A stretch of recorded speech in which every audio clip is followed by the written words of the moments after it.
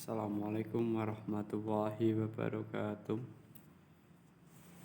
Berjumpa lagi dengan saya Slamet Nurul Arifin dari PVTMO reguler B5 Universitas IFET Semarang. Pada kesempatan kali ini kita akan belajar bersama tentang kurikulum merdeka. Di Indonesia itu selalu membuat terobosan-terobosan dan inovasi-inovasi terbaru dalam bidang pendidikan. Salah satunya yang terbaru adalah kurikulum merdeka. Dulu sudah pernah ada KTSP, itu kurikulum tingkat satuan pendidikan, dan kemudian dikembangkan lagi menjadi kurikulum 2013, dan ini yang terbaru dari Mas Menteri yang baru, yaitu kurikulum merdeka. Apa itu kurikulum merdeka? Mari kita belajar bersama.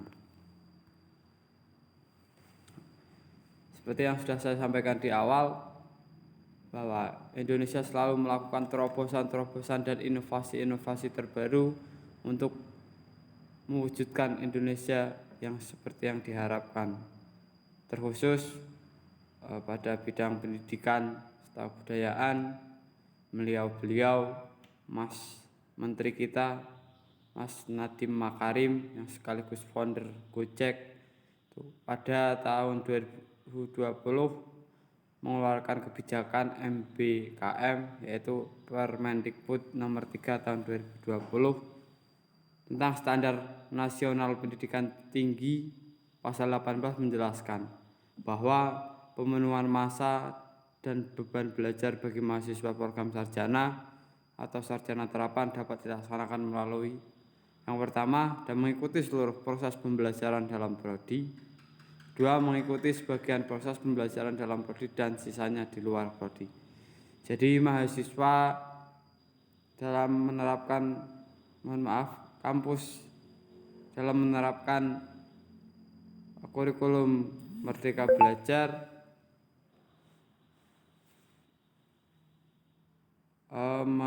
mahasiswa harus mengikuti seluruh proses pembelajaran yang ada di dalam prodi. Kemudian juga harus mengikuti sebagian proses pembelajaran dalam prodi dan sisanya di luar prodi, atau yang bisa kita sebut biasanya adalah magang. Jadi dalam kurikulum merdeka ini atau Merdeka Belajar, kita wajib mengikuti dua standarisasi nasional pendidikan tinggi tersebut. Kemudian kita mengenal tentang MBKM atau Merdeka Belajar Kampus Merdeka. Seperti yang didhawuhkan beliau, Bapak Pendidikan, yaitu Ki Hajar Dewantoro, dia pernah memberikan statement, yaitu setiap orang menjadi guru, setiap rumah menjadi sekolah. Jadi di sekolah, di jalanan, di rumah itu adalah sekolah, dan setiap orang yang kita temui adalah guru. Kemerdekaan belajar memberi kebebasan dan otonomi kepada lembaga pendidikan dan merdeka dari birokratisasi.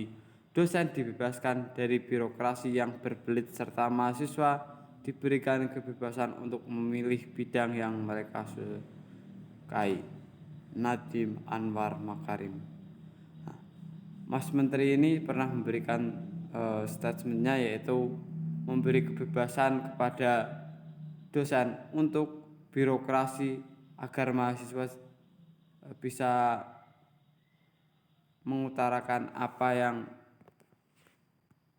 menjadi bakat dan minatnya, dan juga mahasiswa diberikan kebebasan penuh untuk memilih bidang yang mereka sukai, khususnya minat dan bakat mereka. Ini lanjut, yaitu ada kampus merdeka. Yang pertama, pembukaan program studi baru. Mengapa harus membuka program studi baru? Karena di zaman yang semakin canggih, di era milenial, di era 4.0, kita menyesuaikan dengan apa yang dibutuhkan oleh dunia. Jadi mengapa kampus harus membuka program studi baru dan harus selalu mengembangkan kurikulum-kurikulum yang terbaru agar kita bisa beradaptasi dengan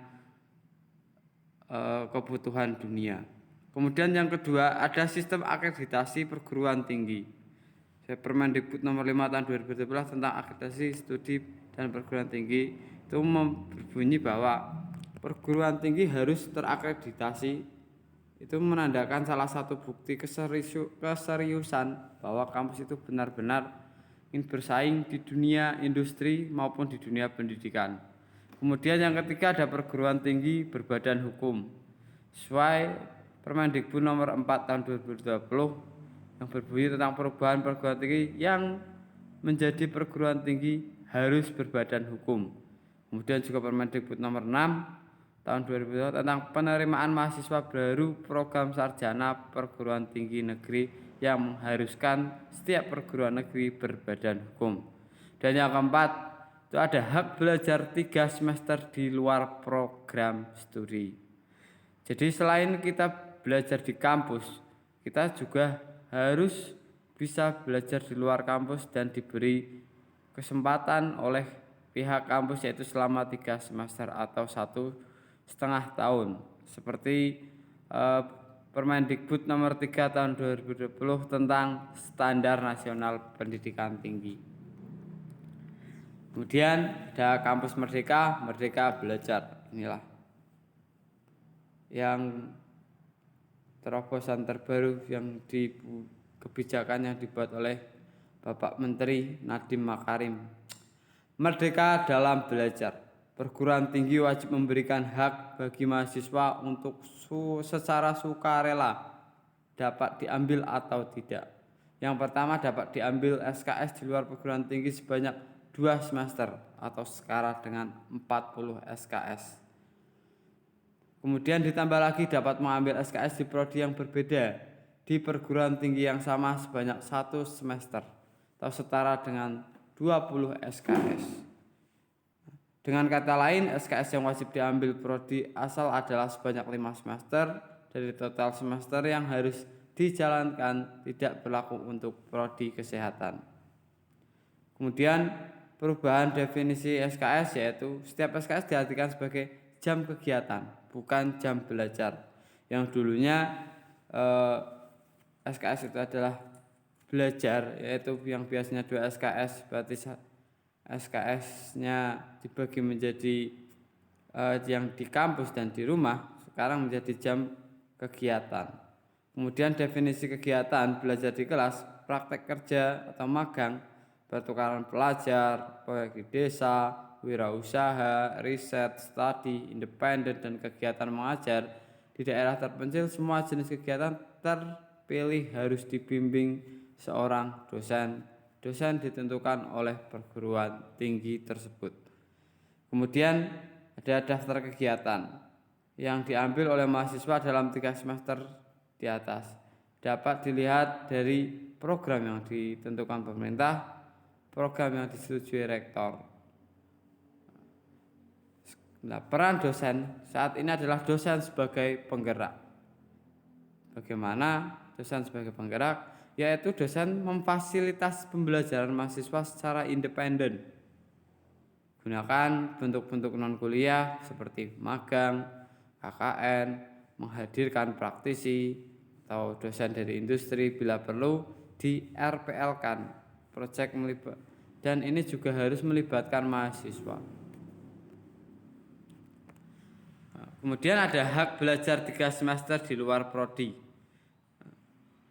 Tentunya juga ada persyaratannya. Yang pertama yaitu mahasiswa dari prodi terakreditasi dari jurusan atau program studi yang sudah terakreditasi itu bisa melaksanakan hak belajar 3 semester di luar program studi.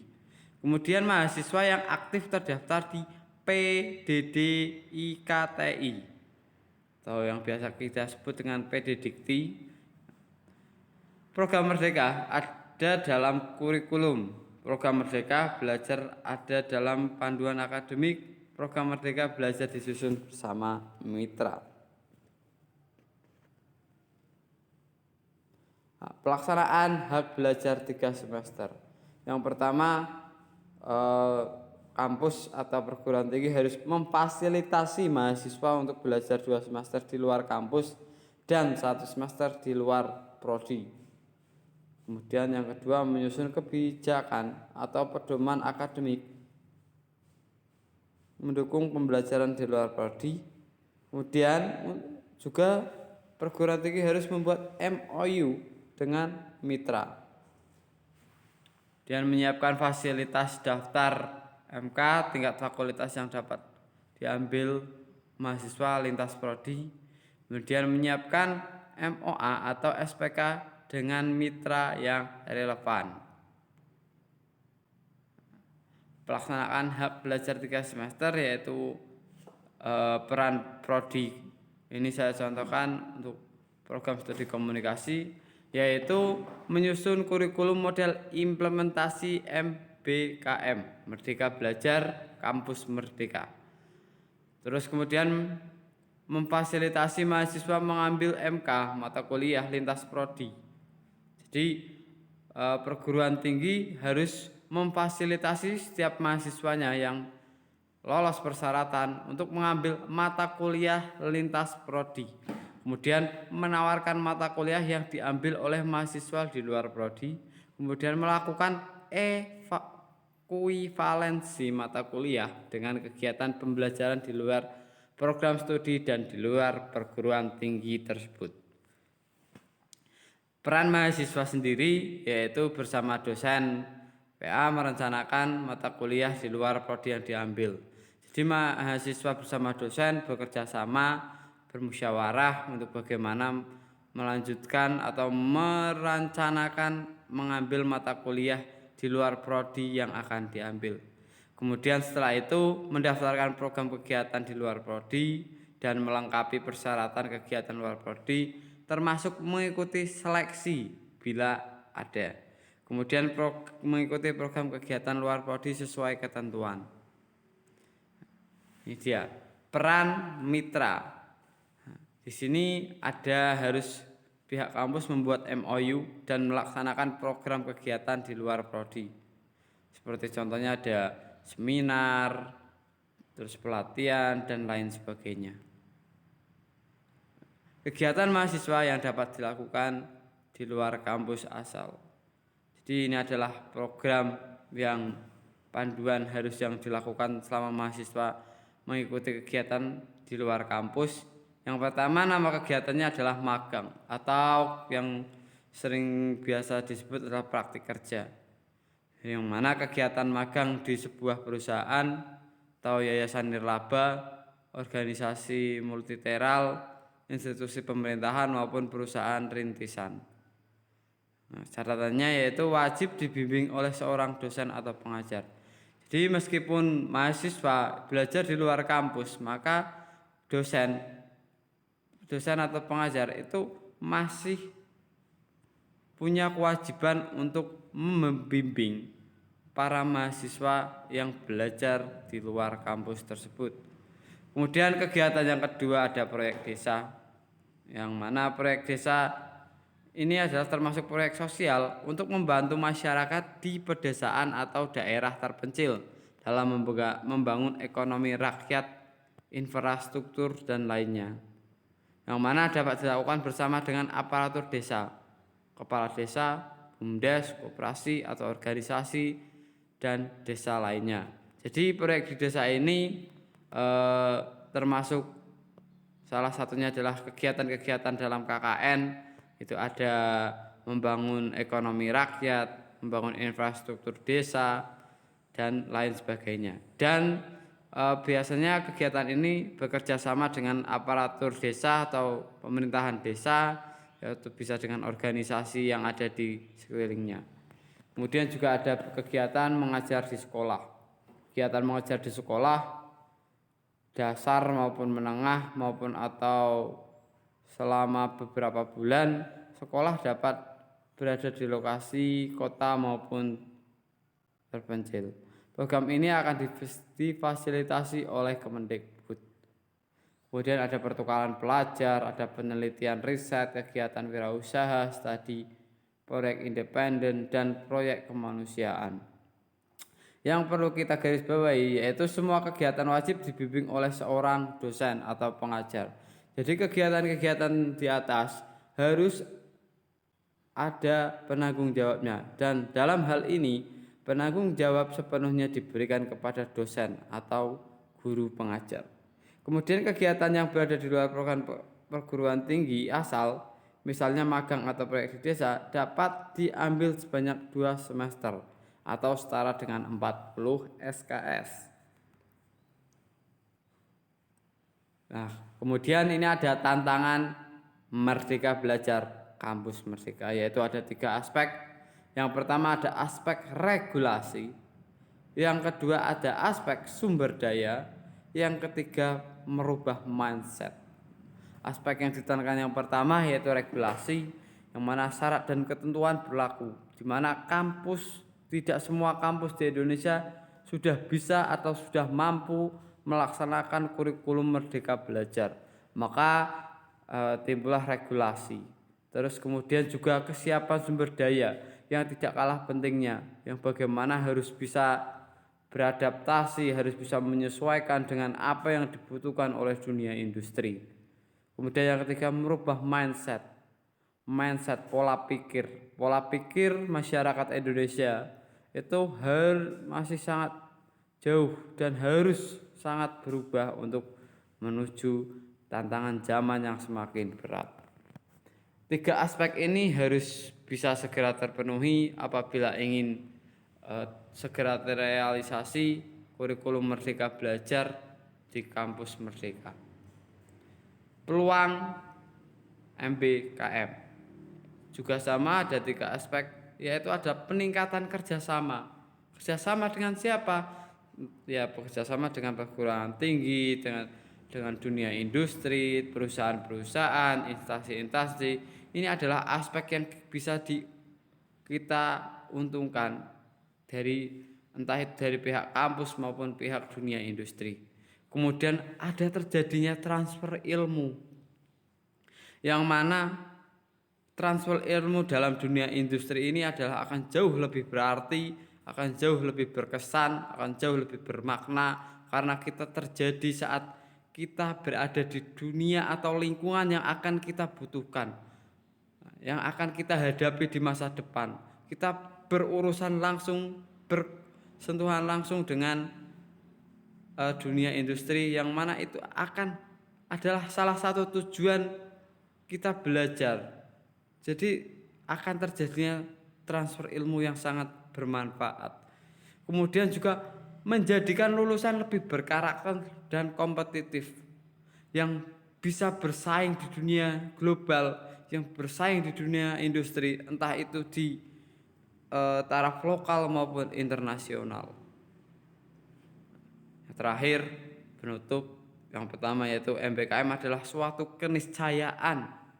Yang kedua, dunia berubah begitu cepat. Siapkan diri untuk menyambutnya. Yang ketiga, proses pembelajaran dapat di mana saja. Yang keempat, belajar daring bagian dari MBKM. Penuh semangat, terapkan MBKM. Yang perlu kita ingat, kita dilahirkan untuk jadi pemenang. Tapi untuk menjadi pemenang bukan hal mudah. Kita harus bersiap untuk menang, berencana untuk menang, dan berharap untuk menang. Semangat belajar, Merdeka Belajar Kampus Merdeka. Mungkin itu yang dapat saya sampaikan, masih banyak kekurangan. Apabila ada kelebihan, semata-mata milik Tuhan Yang Maha Esa. Sekian, terima kasih. Wallahul muwaffiq ila aqwamit thoriq. Wassalamualaikum warahmatullahi wabarakatuh.